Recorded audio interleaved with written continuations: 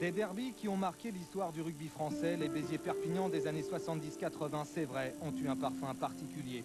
Béziers la Languedocienne contre Perpignan la Catalane, bien avant la rivalité sportive, un derby qui se respecte, a d'abord à sa genèse une dimension économique et sociale. C'est vrai que c'était ces deux peuples quelque peu similaires, puisque ces deux peuples de paysans, de vignerons, etc. au départ, hein, qui après ont émigré vers la ville. Les racines, les ressources étaient pratiquement les mêmes chez ces deux voisins, et ça allait à un affrontement viril, très sérieux, très agressif. À l'époque, le taureau biterrois avait plutôt fière allure et son arène s'appelait Sauclière. Dans le temple du maître incontesté de l'Hexagone, la dramatique de ce derby atteignait alors son paroxysme. Je pense que c'était un mythe, comme quoi les gens qui venaient, qui passaient le pont de chemin de fer et qui rentraient dans Sauclière, se demandaient à quelle sauce ils allaient être mangés et qu'est-ce qu'ils allaient prendre comme point. Et s'ils ouvraient un petit peu leur bouche, s'ils n'allaient pas prendre quelques marrons dans la gueule. Donc c'était très difficile, mais avec les Catalans, ils savaient qu'ils allaient venir faire un match héroïque et ils le faisaient parce qu'il ne faut pas dénigrer non plus. Ils ont peut-être perdu toujours contre nous, mais quand ils venaient, comme on dit, ils ne se sont jamais baissés les pantalons. Hein. C'est un couloir qui était assez long à passer pour l'adversaire, et rien que de sentir des souffles courts et certaines petites motivations, des phrases clés, faisait que l'adversaire souvent perdait pas mal de moyens dans ce couloir. Dans ce couloir se sont scellés à tout jamais des regards, des paroles et des secrets, mais aussi des amitiés. Les derbys sont aussi faits de chemins qui se croisent et de sentiments partagés. Contre Béziers, Jean-François Imbernon luttait contre son ami de l'équipe de France, Michel Palmier. Confidence. Contre la Palme, c'est vrai qu'en touche, c'était un duel à celui qui sauterait le moins, quoi. Bon, déjà qu'on ne sautait pas beaucoup. Et après, bon, c'était par au travers de petites tricheries, de petites chamailleries, on s'empêchait l'un et l'autre de sauter au maximum, quoi. Pour nous, c'était difficile parce qu'on a connu tellement de choses ensemble que c'était difficile de vraiment s'affronter, quoi.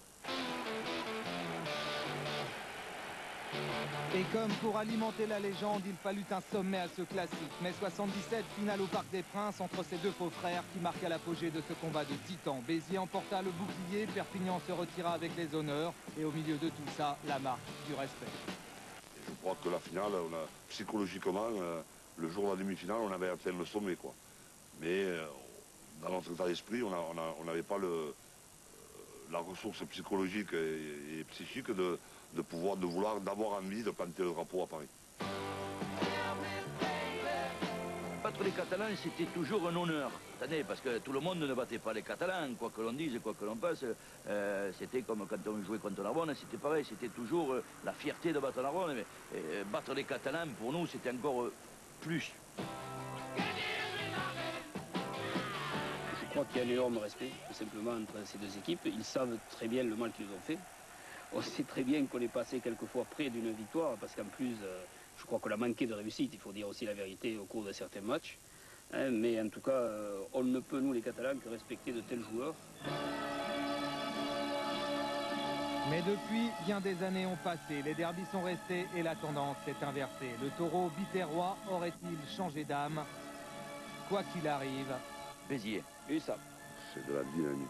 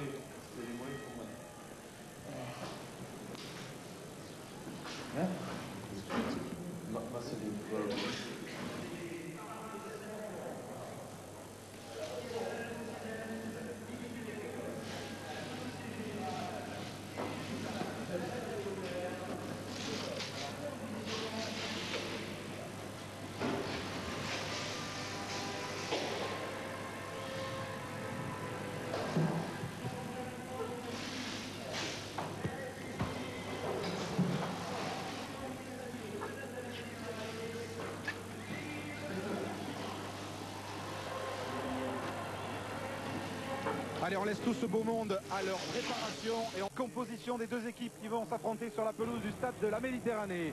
En commençant par l'AS Béziers, héros, pilier droit David Banquier, au talonnage Sébastien Bruno, pilier gauche Philippe Gallard. Deuxième ligne avec Thierry Gras et Frédéric Laluc. Numéro 8, Guillaume Tossac, capitaine Richard Castel, numéro 7, Xavier Guillemet. La charnière, Pierre Mignoni à la mêlée, Stéphane Mamy à l'ouverture. Au centre, Christian Rouzet et Jean-Philippe Viard. À l'aile droite, Michael Noël, numéro 11, Philippe Buffevent.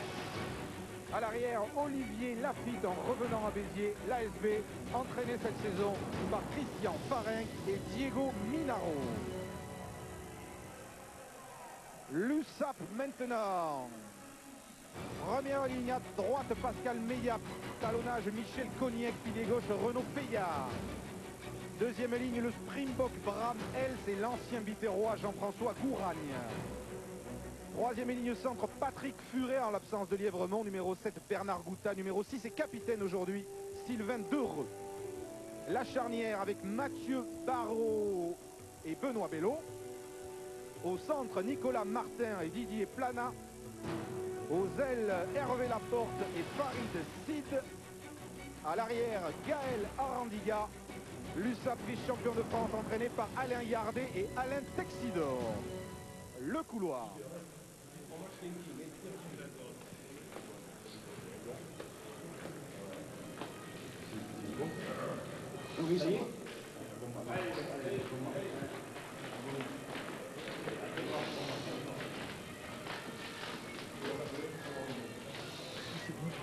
Recule.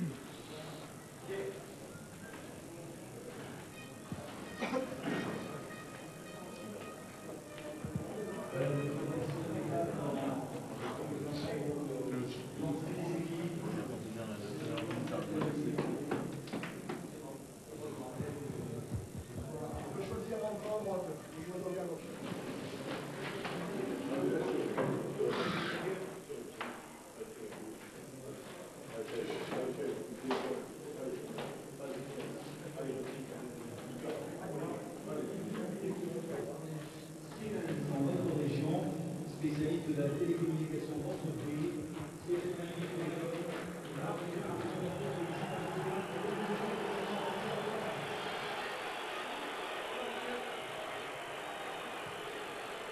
Voilà l'USAP vainqueur au match aller, 48 points à 18.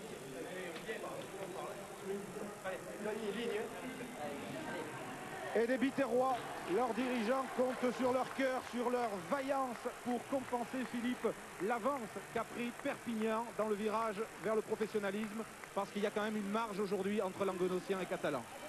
Oui, il y a une marge aujourd'hui, mais tout simplement parce qu'après les 15 ans passés en leadership pour les Biterrois, eh bien, ils sont revenus à un niveau légèrement inférieur. Ils ont fait beaucoup d'efforts pour revenir dans le groupe de l'élite. Ils y sont maintenant depuis quelques années. Ils sont revenus, ils sont bien là. Maintenant, les Catalans avaient pris un peu d'avance entre-temps. Donc, ils ont tout approuvé aujourd'hui, les Biterrois, pour rester en première division. Et surtout gagner ce match aujourd'hui qui est capital pour eux. Les couleurs rouge et bleu légendaires de l'AS Béziers, une équipe qui aurait été rétrogradée l'an dernier si la Formule 24 n'avait pas été adoptée. Et pendant ce temps, vous le savez, l'USAP allait en finale du championnat au Stade de France contre le Stade français. L'arbitre de ce match sera M. Boréani, assisté de messieurs Rébolal, Florens et Pelaprat. Et espérons pour les Biterrois que cet envolé de ballon va préfigurer